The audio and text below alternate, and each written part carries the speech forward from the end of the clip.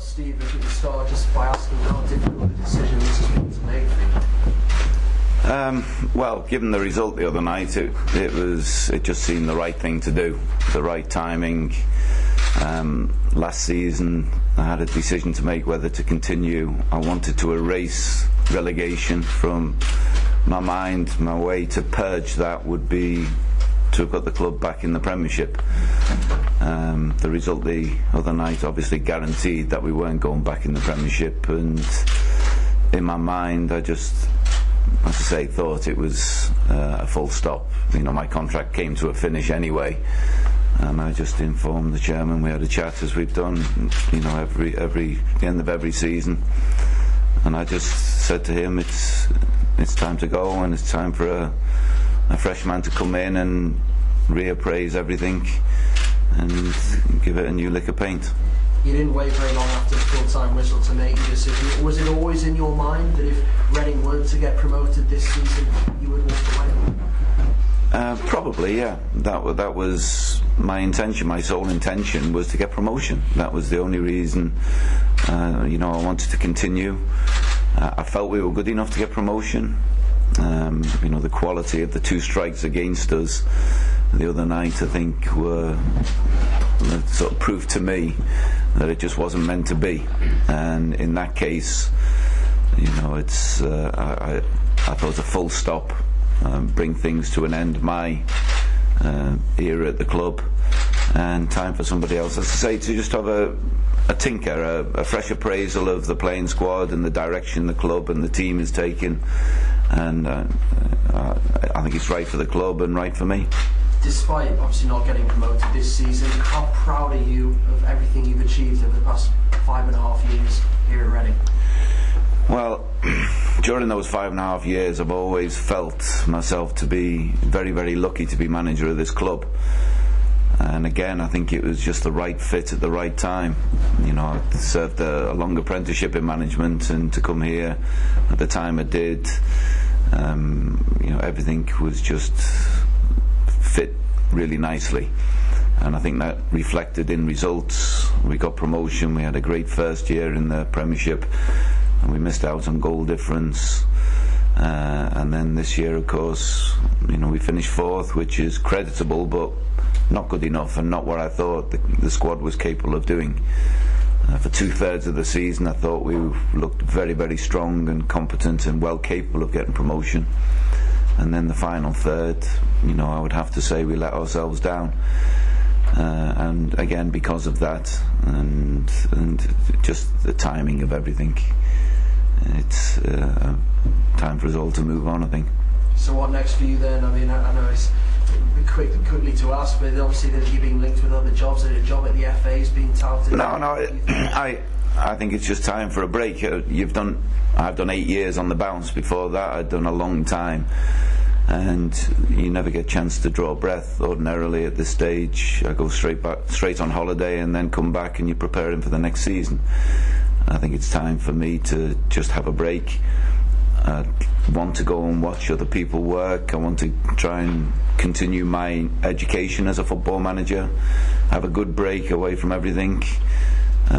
Football people, I think, are creatures of routine. They take comfort in the routine. It was very strange for me to wake up this morning and to a certain extent have nowhere to go. So I'll enjoy a break, but at the same time with a focus on coming back to management sometime in the future. Obviously you can never predict or determine where that will be, but that is my intention at the moment. John, if I can ask you, it proved to be a masterstroke, didn't it, 5.5 years ago, appointing Steve as the manager. When do you start going about looking for the replacement, and what kind of a person are you looking to bring in? Well, of course, the process has already started, as you might imagine. I mean, as soon as it was announced that Steve was leaving, then we had an avalanche of applications on our doormat, and we're duly processing those, and we look through those all very carefully, because obviously Steve's a very difficult act to follow, and the club now has got to have a renaissance, and we've got to start rejigging the club in a way that we can move forward in a positive way. And it is a great club, and Steve's helped it make it a great club. There are fantastic facilities here, and I'm sure that we can attract the very best manager to come to this club of ours. But Steve is a very difficult act to follow, and I think everybody appreciates that. But obviously, it's early days. Steve only left 2 days ago, and of course that process is now taking place. We hear today that Kevin Dillon and Wally Downs are also leaving Steve's assistants. So is that probably more proof that you want a complete overhaul? Well, their contracts have come to an end, and I think in terms of starting again, we have to have a fresh outlook in terms of where we go from here. I'm sure that Steve will give us some guidance in that, no doubt. But we will be sifting through the many applications and get on with that process immediately after this press conference. So you would like Steve's help in really finding a replacement? Well, I'm sure Steve will give us some advice on who he thinks might be appropriate. Any concerns about players as well? Because obviously Steve was able to keep a lot of the big name players at the club following relegation from the Premier League. Is there any concerns that without Steve here they may want to move on? In the summer the bag always gets shaken up, and I'm sure there'll be new faces here and faces that will disappear. That's the way of football. But it's early days. It's only 2 days since we were faced with this situation. I mean, we were all looking forward to going to Wembley, and that didn't happen. So now we've got a new box of dice to play with, and that's what we're playing with. And of course, it's too early to say much about what you're asking at the moment. Steve, it's almost unheard of for a football manager to leave and for everybody to give him good wishes, really. Would you rule out coming back here in the future? Or do you think it's possible? Well, you never know what's going to happen. I think it is the right time for a redirection for me and the club. In terms of somebody who's going to replace me here, they will be a lucky manager, because the work environment here is almost unique now in football. Since I've been here, the chairman and the board have just placed trust in me and left me to get on with the job. That's a rare thing in football now, and I think every manager would appreciate that environment. And because of that, and I would certainly never rule out anything, but at the same time, I don't want to be, excuse me, a dark cloud on anybody's horizon, whoever comes in to take my place. So, now it's over. We go forward from here, but I very much appreciate the sentiments of people who've enjoyed the last 5.5 years at Reading. And Sir John, you've sat here various times over the years with different managers going for one reason or another. I imagine personally you must feel disappointed. I don't know, can you put into words how you feel? Very disappointed, in fact. I mean, Steve has been, certainly our working relation has been fantastic, and we both have mutual respect for one another, and I've always said about Steve that he gets on with the job, and I've often described him as a schoolmaster. I hope he doesn't mind that, but that's okay. He's he's a thinking man's manager, if you will, and his success goes before him, and I'm very sad that he is leaving, but I understand why. But who knows? I mean, perhaps sometime in the distant future, Steve may come back to Reading. I think you've returned to other clubs, haven't you? So it wouldn't be it wouldn't be a unique situation. But anyway, but for the time being, Steve's made his mind up, and we have to move on. But I just would underline once again, my total respect for Steve as a manager and as a person. He's a real gentleman of football, which is fantastically wonderful to behold, and that's why indeed we're having this press conference today, and why everybody is keen to wish Steve well for the future. And can I just ask about the process of recruitment now? I mean, will Nicky be heading that up? Or? Well, obviously Nicky, as the director of football, will be sifting through all the applications, and then we as a board will sit down and view them and talk about them and get a list of people that we'd like to interview, and that's how the process takes place. What are your initial thoughts, Nicky, on who you're looking for, what sort of person you're looking for? I think the board have a clear criteria in terms of the person that we'd like to come to the football club. Wouldn't particularly like to go into the detail of that today, because it just brings about speculation. But as the chairman rightly says, it's a tough act to follow. But this is a great football club, and I've become very popular in the last 48 hours, as you'd imagine. So you know, already there's a lot of interest in the position, and I'll take a couple of days looking at that and begin to draw a short list up to talk to people with a view to further conversations with the board beyond that. Because I guess, Sir John, the worry that the fans will have, we've had so many seasons now under Steve, you know, and Alan Pardew in fairness beforehand, of steady growth and success, that the wheels might come off.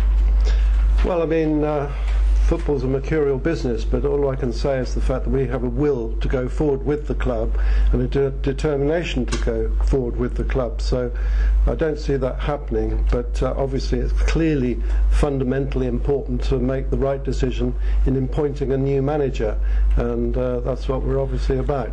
So yes, this next appointment is crucial to Reading Football Club, and that's why we're taking it incredibly seriously, and we won't be making a rush to judgment overnight. It will take due process. Can I just ask one more question?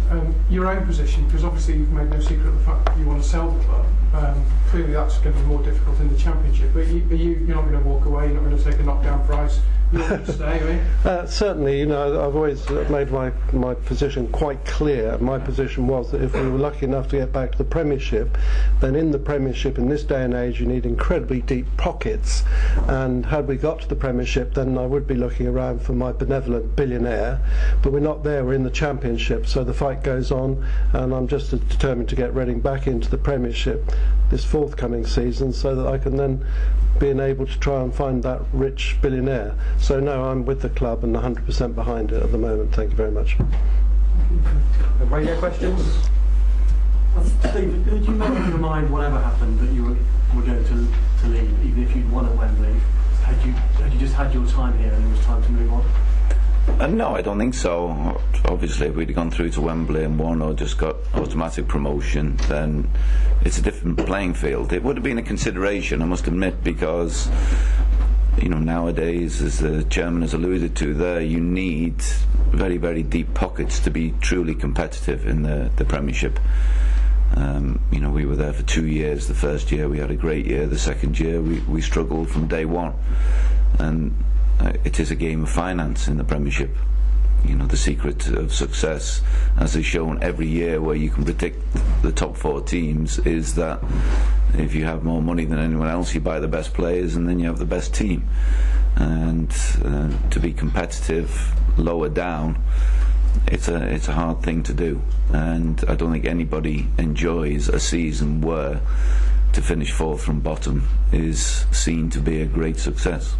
Oh, you've said that in the past. Have you become slightly disillusioned by that side of the game? When you leave the game now, is it in a good state? Is it going in the right direction, or have you become a bit disillusioned by it? No, not disillusioned, but the rules are laid down by the people who benefit most from them. You know, it's not a level playing field. You get into the Premiership, which is the holy grail for all clubs in the Championship, and then all of a sudden you are matched up against teams who are many divisions ahead of you financially and in terms of their playing staff and capabilities.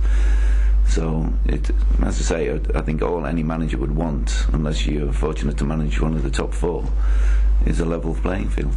You mentioned it was you thought long and hard about leaving at the end of last season. In hindsight, do you wish you had? No, absolutely not. Absolutely not. Yeah, as I say, I've always been very, very proud to be a manager of this club because it's run on sound business principles. You know, the question before regarding the future, you know, this club will never gamble its future to get short-term success.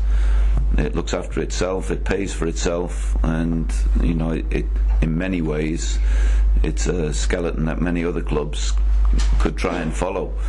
I think you know, you speak to the supporters of some of the clubs whose very existence has been challenged, trying to live beyond its means, then I think everyone can appreciate how well run this club is. Will we see you back soon, or do you need a lengthy break, do you think? From No, I don't need anything. It was just the right time to go.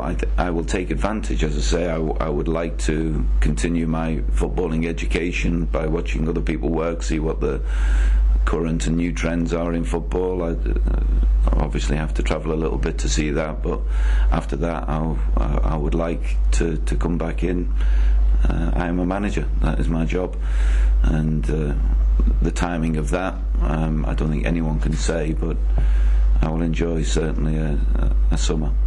So John, how did you try quite hard to persuade Steve to change his mind when he said he was resigning? Well, last year I did, but this year I think Steve was pretty adamant, and I think I knew that.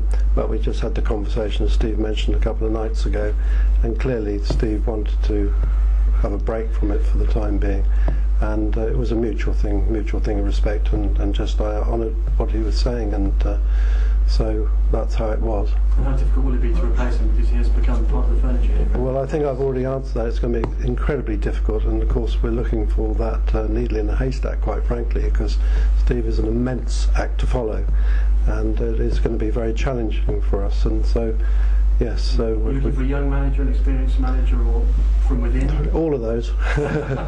Yes, of course. No, I mean, every option is open to us, and we're getting on with that due process, as I say, straight after this meeting.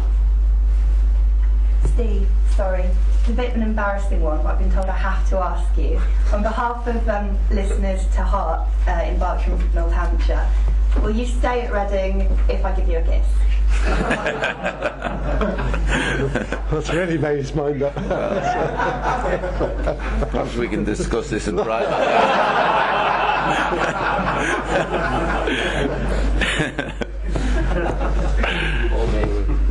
Absolutely not. Steve, Reading 107, we've had a lot of calls from fans who wanted to specifically thank you for the job you've done. But I wondered whether you've got a message you want to send out to the many fans who are appreciative of what you've done for the club, and also, frankly, some of them didn't appear to want you to go. They wanted you to stay and see the job through for at least another season. Well, I think almost from day one I've had a great relationship with the supporters here. Again, it was just that fit. Last year I was tremendously flattered by the demonstration at my parking space, which was just terrific. It was warm. It just got through to me. I think a lot of the Reading fans would appreciate that. We all, me and my staff, it's been mentioned, Wally and Dill, they become connected to me, and they're leaving as well. Tremendous football people who've been a part of things. So the change is happening. Change is inevitable in football. But I would like to thank each and every one of the Reading fans for their backing and support. When I first came, some of the midweek games would be 12,000 people, 12,000 people, and to see the stadium full on a regular basis for the last 3-4 years has been fabulous for me to see, and a real connection and a long-lasting connection has been made, and I would like to thank everyone for that. In the light of your announcement, did you get the opportunity to actually talk to the players about your decision? No, I didn't. To be honest, my initial reaction after the game, I'd made my own mind up about leaving. I had intended just to take a day for no particular reason, just to let it settle down. But at the end of the game, after I'd finished with the press, I was downstairs in my office and my staff were all there, and I think they were just expecting me to say something. So I thought I had to be honest and genuine with them before anybody else. So I spoke with my staff, and then after I spoke with my staff, and thanked them for all their efforts, I came up, and as I always do after a game, I had a drink with the chairman, and I just said, it's time for me to move on. The chapter's finished. I'd mentioned it to my staff, and having done that, I think we both decided that, again, just to be honest with everybody, it was best that we made an announcement straight after the game. But originally I had intended to wait a day or so. So John, one question, and that relates to your choice of next manager, collective choice. Are you prepared to say whether or not you will be happy to include candidates who may previously have been at the club within the consideration process? I think I think the door's wide open on everything at the moment, so I'm not going to rule out anything. But as I say, it's all fresh. Nick's got an absolute avalanche of applications to process, so we'll just see. I mean, the most important thing of the lot is to get the best manager for Reading Football Club, and that's obviously what we're going to get on with. So we're not going to speculate, certainly now, on who it might be and whatever, but we're going to go through that process, and obviously in due course an announcement will be made, and then we'll all meet back here again, no doubt.